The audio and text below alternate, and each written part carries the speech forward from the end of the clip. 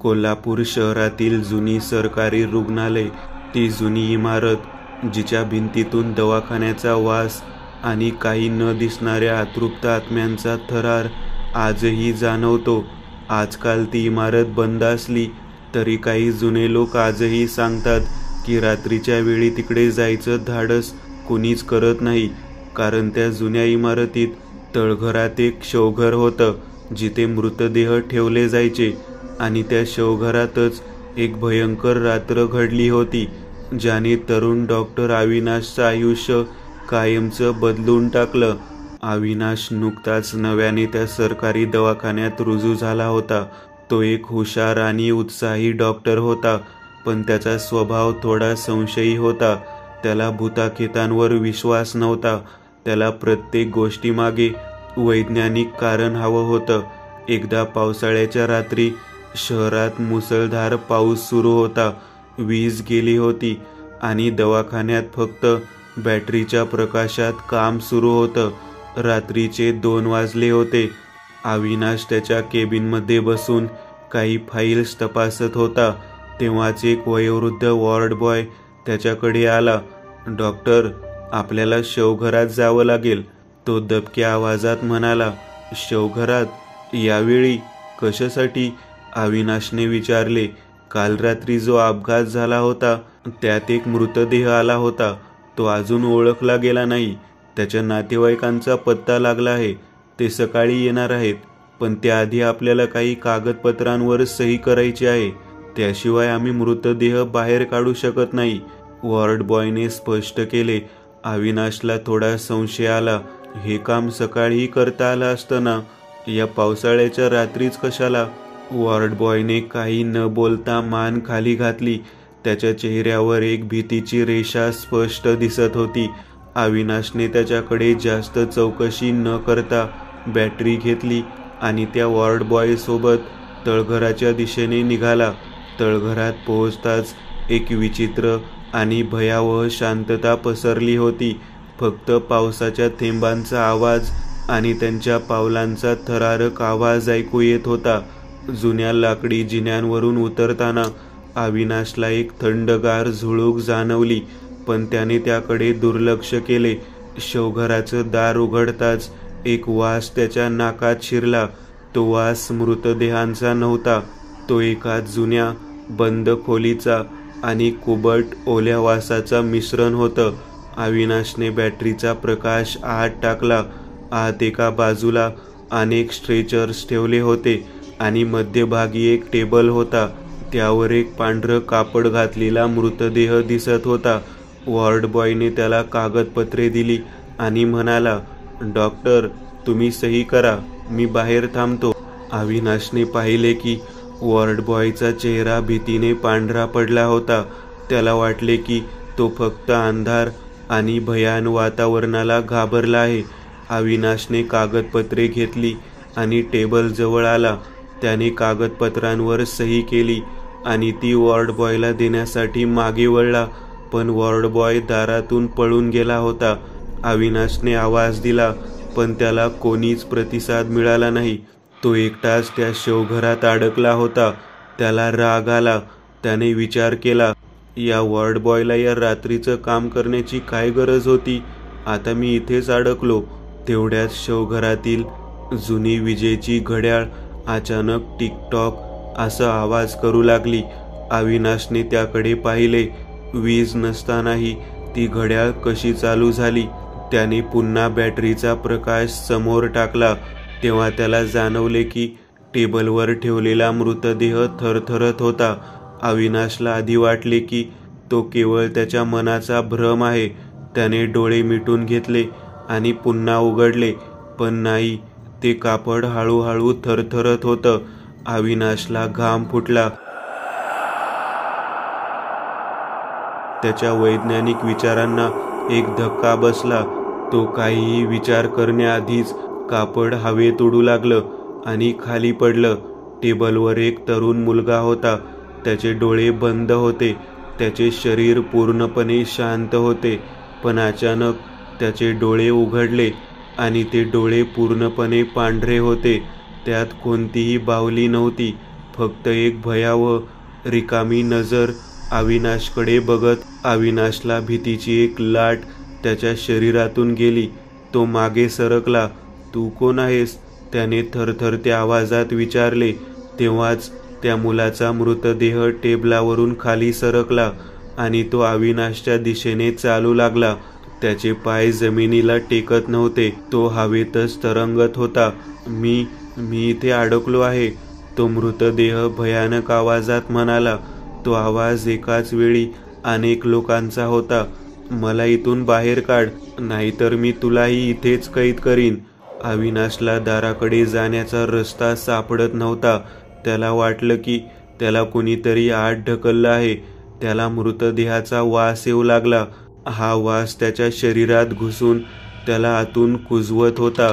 तो मृतदेह त्याच्या जवळ येत होता. अविनाशला वाटले की तो त्याला स्पर्श करेल, पण त्या मृतदेहाने त्याला स्पर्श केला नाही. तो फक्त त्याच्या जवळ थांबला. तू इथे आला आहेस कारण तू मला बाहेर काढू शकशील, तो मृतदेह पुन्हा म्हणाला. अविनाशला समजत नव्हते की हे काय होत आहे. मी तुला कसं बाहेर काढू? त्याने विचारले. माझं शरीर या खोलीत बंद आहे, पण माझा आत्मा अजूनही इथेच अडकला आहे. मला शांतता हवी आहे. माझ्या शरीराला इथेच ठेवून मी जाऊ शकत नाही, तो मृतदेह म्हणाला. अविनाशला आठवले, तो मृतदेह अपघातग्रस्त होता. कदाचित त्याच्या आत्म्याला अजूनही काहीतरी करायचे होते. मला जायचं आहे घरी, माझ्या आईकडे. ती वाट बघत असेल. अविनाशला धक्का बसला. हा मृतदेह फक्त मदत मागत होता. त्याला भीती वाटण्याऐवजी दया आली. मी काय करू शकतो तुझ्यासाठी? अविनाशने विचारले. माझ्या शरीराला माझ्या घरी पोहोचव. माझ्या आईला दे. एकदा का माझं शरीर तिच्या हातात गेलं तर माझा आत्मा शांत होईल. अविनाशला त्या मुलाची दया आली. त्याने धीर धरला आणि म्हणाला, मी तुला मदत करीन, पण आता मला या दारातून बाहेर काढ.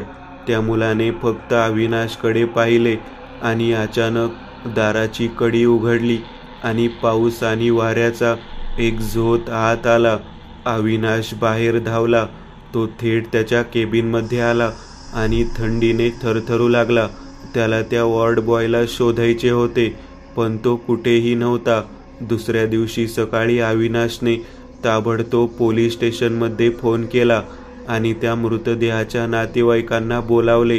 त्यांनी शवघरातून तो मृतदेह काढला आणि त्यांच्या घरी घेऊन गेले.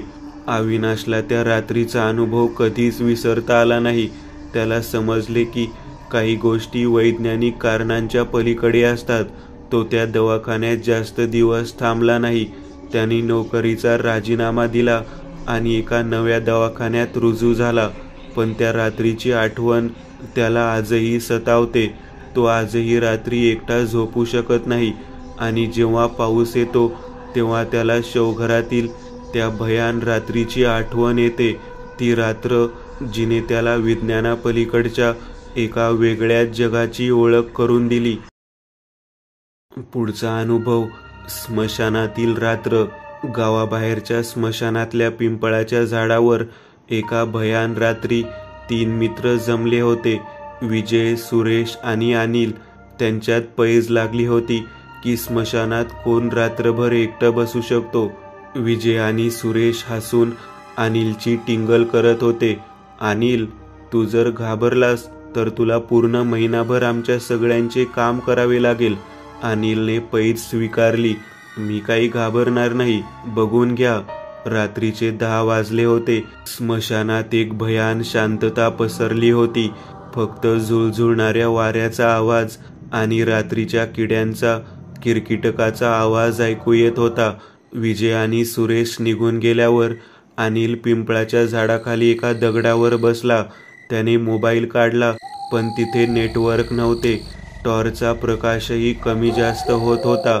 थोड्या वेळाने त्याला लांबून कुत्र्यांच्या भुंकण्याचा आवाज ऐकू आला, पण तो लगेच शांत झाला. अनिलला थोडी भीती वाटू लागली. त्याने डोळे मिटून घेतले आणि देवाचे नाव घेतले.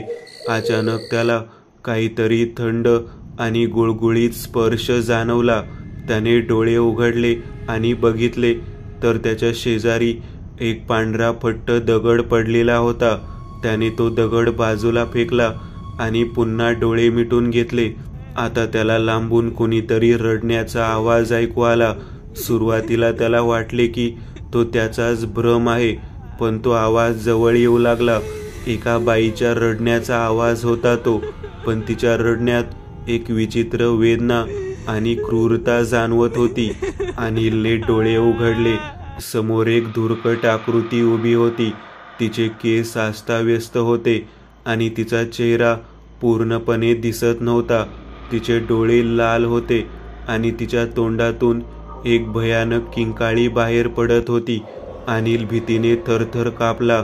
तो ओरडण्याचा प्रयत्न करत होता, पण त्याच्या तोंडातून आवाजच बाहेर पडत नव्हता. त्याला जागेवरून हालताही येत नव्हते. ती आकृती त्याच्याकडे येऊ लागली. प्रत्येक पावलावर स्मशानातली माती थरथरत होती. तिच्या किंकाळ्याने आजूबाजूची झाडे हालू लागली. अनिलने डोळे मिटून घेतले आणि डोक्यात फक्त एकच विचार होता, पळून जा.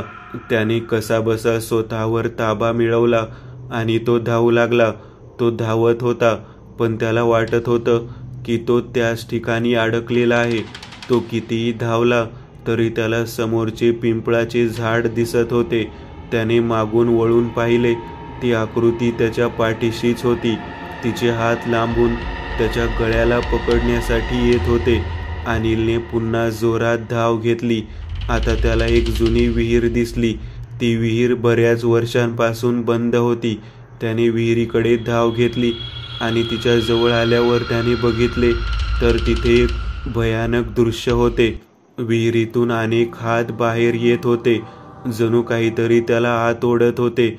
अनिलने पुन्हा पळायला सुरुवात केली, पण आता ती भयानक आकृती त्याच्या खूप जवळ आली होती. तिने तिच्या भयावह हास्याने त्याला पकडले. दुसऱ्या दिवशी सकाळी विजय आणि सुरेश स्मशानात गेले. त्यांना अनिल कुठेच दिसला नाही. स्मशानातल्या पिंपळाच्या झाडाखाली फक्त एक मोबाईल पडलेला होता. तो मोबाईल त्यांनी घेतला तर त्यात एक भयावह फोटो होता. तो फोटो अनिलने काढलेला होता. त्यात एक भयानक आकृती त्याच्या पाठीशी उभी होती आणि तिच्या डोळ्यात क्रूर हास्य होते. त्यानंतर आजपर्यंत अनिलचा कुठेच पत्ता लागला नाही. असे म्हणतात की अमावास्येच्या रात्री अजूनही त्याच्या विव्हळण्याचा आवाज स्मशानातून ऐकू येतो. विजय आणि सुरेशच्या पायाखालची जमीन सरकली होती. अनिलचा मोबाईल त्यांच्या हातात होता आणि त्यातला तो भयावह फोटो त्यांच्या डोळ्यासमोरून जातच नव्हता. त्यांना अनिलच्या मृत्यूची खात्री पटली होती, पण तो नेमका कुठे गेला हे त्यांना माहीत नव्हतं. आपण लगेच पोलिसांकडे जाऊया, सुरेश घाबरून म्हणाला. विजयने त्याला थांबवलं. पोलिसांना आपण काय सांगणार? आमचा मित्र स्मशानात भूताच्या हातून गायब झाला. ते आपल्यावरच हसतील. पण सुरेश ऐकायला तयार नव्हता. तरीही आपल्याला काहीतरी करावं लागेल. अनिल माझा जिवलग मित्र होता. ते दोघे पोलीस स्टेशनला गेले. पोलिसांनी त्यांची गोष्ट ऐकली, पण त्यांना ते खोटं वाटलं. त्यांनी फक्त हरवल्याची तक्रार नोंदवून घेतली. निराश होऊन ते परत आले, पण त्या रात्रीपासून त्यांच्या डोक्यातून स्मशानातली ती भयान रात्र आणि अनिलचा चेहरा जातच नव्हता. काही दिवसांनी रात्री सुरेशला त्याच्या मोबाईलवर एक मेसेज आला. तो नंबर अनिलचा होता. मेसेजमध्ये फक्त एकच शब्द होता, ये. सुरेशच्या अंगावर काटा आला. त्याने विजयला फोन केला. विजय, मला अनिलचा मेसेज आलाय. त्याचा नंबर अजूनही चालू आहे. विजयने त्याला शांत केले. हे काहीतरी चुकीचं आहे. कोणीतरी आपल्यासोबत मस्करी करत असेल. पण दुसऱ्याच क्षणी विजयलाही अनिलच्या नंबरवरून मेसेज आला. वाट बघतोय. दोघांचीही भीतीने गाळण उडाली. त्यांना वाटले की हे सर्व त्या स्मशानातील रात्रीमुळे घडत आहे. त्यांनी एकमेकांशी बोलून ठरवलं की आज रात्री स्मशानात जाऊन नेमकं काय होतंय ते बघायचं. अमावास्येची रात्र होती. काळोख आणि भयावह शांतता स्मशानात पसरली होती. ते दोघे टॉर्च घेऊन स्मशानात शिरले. पिंपळाच्या झाडाखाली त्यांना अनिलचा मोबाईल दिसला होता. तो आता तिथे नव्हता. त्यांनी आजूबाजूला शोधायला सुरुवात केली, पण त्यांना काहीच सापडलं नाही. अचानक सुरेशला एका विहिरीच्या बाजूला एक जुनं झाड दिसलं. त्या झाडावर त्याला कोणीतरी बसलेलं दिसलं. विजय, तिकडे बघ, सुरेशने थरथरत्या आवाजात सांगितले. विजयने टॉर्चचा प्रकाश तिकडे टाकला. झाडाच्या फांदीवर कोणीतरी बसलेलं होतं. तो अनिल सारखा दिसत होता, पण त्याचा चेहरा पांढरा फट्ट होता. त्याचे डोळे पूर्णपणे काळे झाले होते आणि त्याचे ओठ विद्रूप हास्य करत होते. अनिल, विजय ओरडला. त्या क्षणी तो अनिल सारखा दिसणारा माणूस झाडावरून खाली उतरला आणि त्यांच्याकडे पाहू लागला. त्याने हात वर केले आणि त्याच्या हाताला एक तुटलेली साखळी होती. त्या साखळीला एक लहान मंगळसूत्र लटकत होतं. तो म्हणाला, मी एकटा नाहीये, आम्ही सगळे इथेच अडकलो आहोत. आता तुम्ही आमच्या यात्रेत सामील होणार. त्याच्या आवाजात भयावह शांतता होती. त्याने जसा हात पुढे केला तसं त्याच्या पाठीमागे अनेक आकृत्या दिसू लागल्या. त्या सगळ्या आकृत्यांचे चेहरे पांढरे फट्ट होते आणि त्यांचे डोळे पूर्णपणे काळे झाले होते. त्या सगळ्या आकृत्यांनी एकाच वेळी त्यांना पकडलं.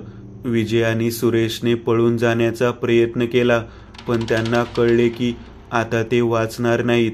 स्मशानातले ते भयावह आत्मे त्यांना घेऊन गेले. आजही त्या स्मशानात रात्रीच्या वेळी 2 मित्रांचे आवाज ऐकू येतात. अनिल, आम्हाला सोडून दे. पण त्या आवाजाला उत्तर मिळतं, इथे एकदा आल्यावर कोणीच कधीच परत जात नाही. विजय आणि सुरेशच्या किंकाळ्या स्मशानाच्या भयान शांततेत विरून गेल्या. त्यांच्या शरीरावरून जणू काहीतरी अदृश्य आणि थंड त्यांच्या आत्म्यांना खेचून नेत होते. त्यांनी डोळे मिटले तेव्हा त्यांना अनिलचा विद्रूप आणि काळा झालेला चेहरा दिसला, जो त्यांच्याकडे पाहून भयावह हसत होता. काही क्षणातच त्यांच्या देहातील चैतन्य संपले. ते केवळ निर्जीव पुतळ्याप्रमाणे उभे राहिले. आता ते तिघेही स्मशानातील त्या भूतांच्या यात्रेचे भाग बनले होते. ते एका अदृश्य दोऱ्याने बांधले गेले होते आणि त्यांचे आत्मे त्या जुन्या विहिरीकडे ओढले जात होते. ती विहीर आता त्या स्मशानाची मुख्य जागा बनली होती, जिथे सर्व अतृप्त आत्मे कायमचे अडकले होते. इकडे गावात विजय आणि सुरेशचा पत्ता लागत नव्हता. त्यांच्या घरच्यांनी पोलिसांकडे पुन्हा धाव घेतली. पोलीस आता गंभीर झाले होते. सलग 3 मित्र एकाच आठवड्यात गायब झाले होते आणि त्या सगळ्यांचा स्मशानाशी संबंध होता. पोलीस इन्स्पेक्टर चव्हाण यांनी स्वतः या प्रकरणाचा तपास करण्याचे ठरवले. ते एक अत्यंत अनुभवी अधिकारी होते आणि अशा गूढ प्रकरणांवर त्यांचा विश्वास नव्हता. ते काहीतरी तार्किक कारण शोधत होते. त्यांनी गावातील एका म्हाताऱ्या माणसाला गाठले, जो स्मशानातील पिंपळाच्या झाडाखाली कधीही जात नव्हता. म्हातारा सुरुवातीला काहीच बोलायला तयार नव्हता, पण इन्स्पेक्टर चव्हाण यांच्या आग्रहानंतर त्याने आपली कहाणी सांगितली. साहेब, त्या पिंपळाच्या झाडाखाली एक बाई खूप वर्षांपूर्वी जिवंत जाळली गेली होती. तिच्यावर अन्याय झाला होता आणि तिला न्याय मिळाला नाही. तिचा नवरा तिला सोडून गेला होता आणि तिच्या माहेरच्या लोकांनीही तिला स्वीकारले नाही. ती बाई रोज रात्री स्मशानात रडत बसायची. एके दिवशी अमावास्येच्या रात्री तिने त्याच झाडाखाली स्वतःला पेटवून दिले. तेव्हापासून तिचा आत्मा त्या झाडाला चिकटून आहे. जो कोणी रात्री स्मशानात जातो त्याला ती तिच्या प्रवासात सामील करून घेते. तिची यात्रा कधीच थांबत नाही. इन्स्पेक्टर चव्हाण यांनी म्हाताऱ्याच्या बोलण्याकडे दुर्लक्ष केले. त्यांना वाटले की तो एक सामान्य गुन्हा आहे, पण त्याचा पुरावा नाही. त्या रात्री इन्स्पेक्टर चव्हाण यांनी एक धाडसी निर्णय घेतला. ते एकटेच स्मशानात गेले. त्यांच्याकडे एक मोबाईल, टॉर्च आणि एक रिव्हॉल्वर होती. ते पिंपळाच्या झाडाखाली बसले आणि वाट बघू लागले. रात्रीचे 12 वाजले होते. भयान शांतता स्मशानात पसरली होती. अचानक त्यांना लांबून कोणीतरी रडण्याचा आवाज ऐकू आला. तो आवाज एका बाईचा होता, जो हळूहळू जवळ येऊ लागला. इन्स्पेक्टर चव्हाण यांनी रिव्हॉल्वर बाहेर काढली. त्यांना काहीतरी दिसेल असे वाटले, पण त्यांना फक्त एक धुरकट आकृती दिसली. ती आकृती त्यांच्या जवळ आली आणि तिच्या डोळ्यातून अग्नीच्या ज्वाला बाहेर येत होत्या. त्या आकृतीने इन्स्पेक्टर चव्हाण यांना पकडले. त्यांनी स्वतःला सोडवण्याचा प्रयत्न केला, पण तिला काहीच फरक पडला नाही. तिने त्यांना हळूच विहिरीकडे खेचले. विहिरीच्या बाहेर असंख्य हात बाहेर आले होते, जे इन्स्पेक्टर चव्हाण यांना आत ओढायला तयार होते. त्याच क्षणी इन्स्पेक्टर चव्हाण यांना कळले की त्यांचा तर्क आणि विज्ञान इथे कामाचे नाही. त्यांनी डोळे मिटले. मी हरलो, त्यांनी मनात म्हटले. पुढच्याच क्षणी इन्स्पेक्टर चव्हाण त्यांच्या रिव्हॉल्व्हरमधून एक गोळी झाडली. ती गोळी त्या भयानक आकृतीच्या दिशेने नव्हती, तर त्यांच्या स्वतःच्या दिशेने होती. दुसऱ्या दिवशी सकाळी पोलिसांना इन्स्पेक्टर चव्हाण यांचा मृतदेह स्मशानात सापडला. त्यांच्या हातातील रिव्हॉल्व्हर रिकामी होती. त्यांनी त्यांच्या डायरीत लिहिले होते, मी स्मशानाच्या भयान यात्रेचा अनुभव घेतला आहे आणि मला या यात्रेत सामील व्हायचं नाही. आजही त्या स्मशानात रात्रीच्या वेळी 3 तरुणांचे आणि एका पोलीस अधिकाऱ्याचे आत्मे फिरतात. त्यांच्या किंकाळ्या आजही त्या वाऱ्याच्या आवाजात मिसळून येतात आणि जो कोणी ऐकतो त्याला कळते की त्या स्मशानातील रात्रीचा अंत कधीच होत नाही. स्मशानातली रात्र. इन्स्पेक्टर चव्हाण यांचा मृत्यू स्मशानात झाला आणि त्यांच्यासोबत विजय, सुरेश आणि अनिल यांच्या कथा कायमच्या शांत झाल्या. गावात भीतीचे वातावरण पसरले. कोणीही स्मशानाच्या जवळ जाण्याचे धाडस करत नव्हते. तो परिसर कायमचा शापित झाला होता. गावातली पिढी बदलली, पण स्मशानाची ती भयावह गोष्ट जुन्या पिढीकडून नव्या पिढीला सांगितली जात होती. अनेक वर्षानंतर एका तरुण विद्यार्थ्यांचा ग्रुप गावात आला. त्यांचा उद्देश त्या स्मशानाच्या गोष्टीवर एक माहितीपट बनवायचा होता. या ग्रुपमध्ये 4 मित्र होते, राहुल, निशा, करण आणि प्रिया. ते सारे विज्ञान आणि तर्कावर विश्वास ठेवणारे होते. त्यांना वाटले की ही फक्त एक जुनी अंधश्रद्धा आहे आणि ते सत्य जगासमोर आणू शकतात. त्यांनी गावातील एका म्हाताऱ्या माणसाला शोधले. त्याने त्यांना सर्व गोष्टी सांगितल्या. पिंपळाचे झाड, जिवंत जळालेली बाई आणि त्यानंतर हरवलेले तरुण. तुम्ही जाऊ नका तिथे, त्याने त्यांना हात जोडून विनंती केली. त्या भूतांची यात्रा कधीच संपत नाही. पण राहुल आणि त्यांचे मित्र ऐकले नाहीत. त्यांनी ठरवले की अमावास्येच्या रात्री स्मशानात जाऊन शूट करायचे. त्यांच्याकडे आधुनिक कॅमेरे, लाईट्स आणि मोबाईल फोन होते. अमावास्येची रात्र होती. स्मशानात एक भयान शांतता होती. राहुलने कॅमेरा सुरू केला आणि निशा आवाजाचे रेकॉर्डिंग करू लागली. करण आणि प्रिया आजूबाजूला लाईट्स घेऊन उभे होते. अचानक त्यांच्या कॅमेऱ्याच्या स्क्रीनवर एक धुरकट आकृती दिसली. ती आकृती पिंपळाच्या झाडाखाली उभी होती.